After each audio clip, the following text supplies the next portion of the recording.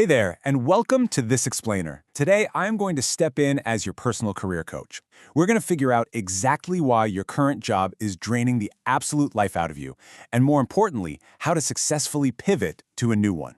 Look, if you've been spending your weekends with this heavy knot in your stomach, just dreading the start of the work week, I need you to know right now that you are absolutely not alone.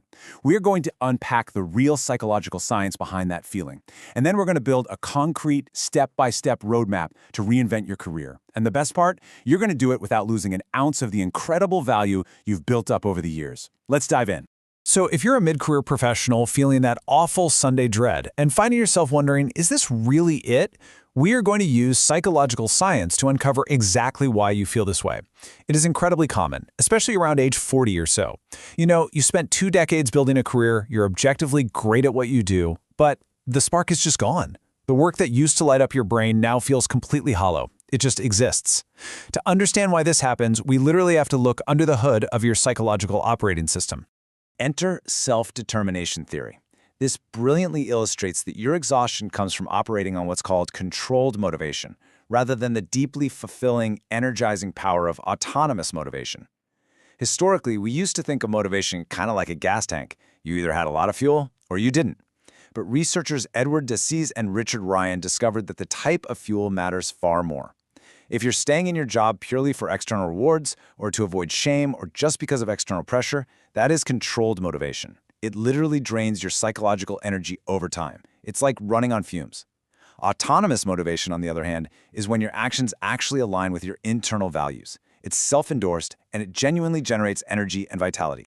So the absolutely crucial point here is that a successful career pivot isn't just about changing your job title on LinkedIn. It's about finding a completely new environment that actually satisfies your basic psychological needs. Deci and Ryan's research proved that just like a plant needs water and sunlight, human beings have 3 universal psychological needs. First, autonomy, the feeling that you have a choice and some control over your work. Second, competence, the feeling of mastery, of truly being effective at what you do. And third, relatedness, the feeling of true connection and belonging with the people around you. When your career stops satisfying these needs, maybe your boss micromanages you so you've lost autonomy, or the connection with your team is completely gone, that Sunday dread creeps right in.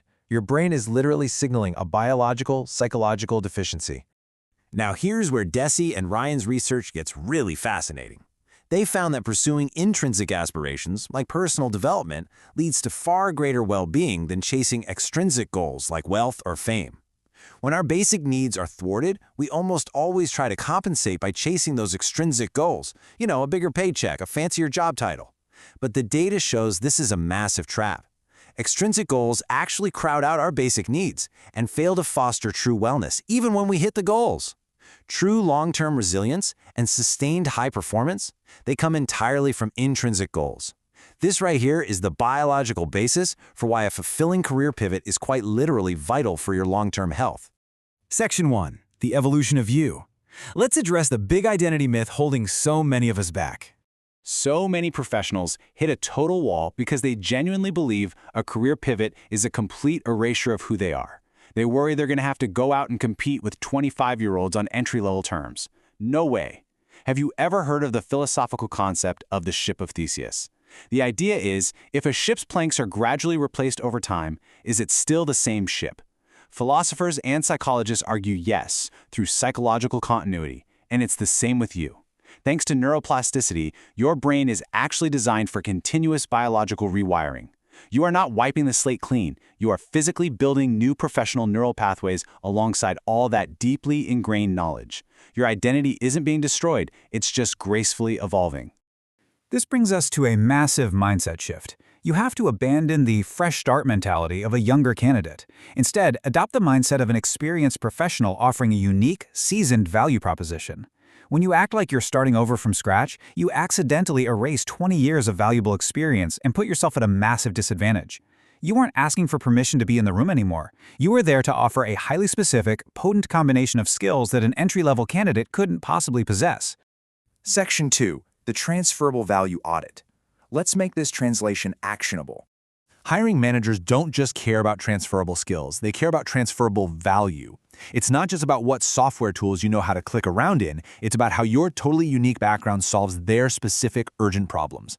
To translate your knowledge, I want you to use this 4-step achievement audit. It's going to help you identify exactly how you can create results in a completely new context. Here's what you do.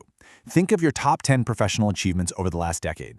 For each one, don't just list what you did, break it down. 1. What was the core problem? 2. What was the measurable business outcome? 3. What underlying fundamentally human skills did you deploy? And 4. What would this exact same scenario look like in your new target industry? Okay, let's put this through what I call the translation test. You literally need to rewrite your past job history bullets to instantly align with your new target industry's vocabulary. For example, let's say you're moving from finance to product management. Simply saying managed P&L probably won't resonate. But look at the translation here. Owned product economics decisions balancing acquisition costs and lifetime value. Wow. It is the exact same achievement, but framed in the native language of your new hiring manager. This instantly bridges the gap between your past and their future. It's a real game changer. And speaking as a hiring manager myself, these points right here are the irreplaceable, deeply human traits that you bring to the table. Stuff that entry-level candidates, and honestly AI, simply can't replicate.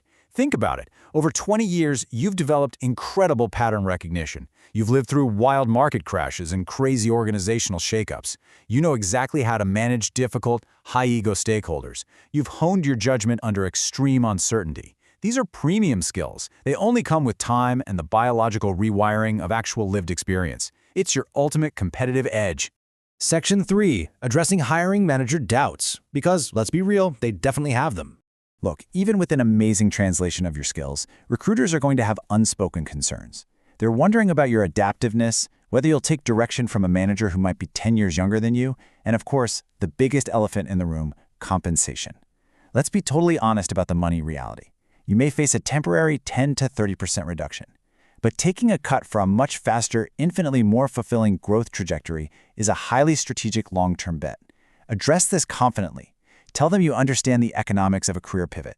You aren't starting from zero, but you acknowledge there's a learning curve. Taking a calculated step back in pay in year 1 in exchange for work that finally satisfies your fundamental psychological needs, that is a brilliant trade-off. Section 4. Mastering Career Change Interviews. How to actually land the plane. A career pivot interview is a totally unique beast. You aren't just proving you can do the job, you are actively making the case that your non-traditional background is your absolute greatest strength. So when they hit you with that classic, tell me about yourself, use this present, past, future framework to build a compelling bridge narrative. First start with your present, your strong foundation of expertise.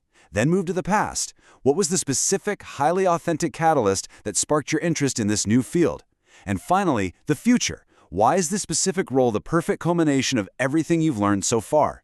This narrative thread ties all your seemingly random experiences together into one logical, incredibly powerful story. Now, when explaining why you're switching careers, never ever lead with what you are running from. Always contrast that weak approach by passionately explaining the intrinsic motivations you are running toward. If you sit there and complain about burnout, you just look like you're escaping. Instead, frame it as a natural evolution. Explain that you noticed what tasks truly energized you, what fed your need for autonomy, competence, and relatedness, and you are deliberately pointing your career compass directly at those intrinsic drivers. It's so much more compelling. So as you prepare to finally shed that Sunday dread and step into a fulfilling new path, I want you to ask yourself, what unique, hard-won experience are you ready to confidently offer your next team? Remember, personal transformation is an inside job. It requires tearing down the old operating system and building a new one perfectly aligned with your deepest psychological needs. You have decades of brilliant, nuanced experience. Do not hide it. But ask yourself this, if identity is truly just a set of evolving neural pathways and intrinsic choices, who are you choosing to become next Monday morning? Your next great chapter is waiting. It is entirely up to you to write it.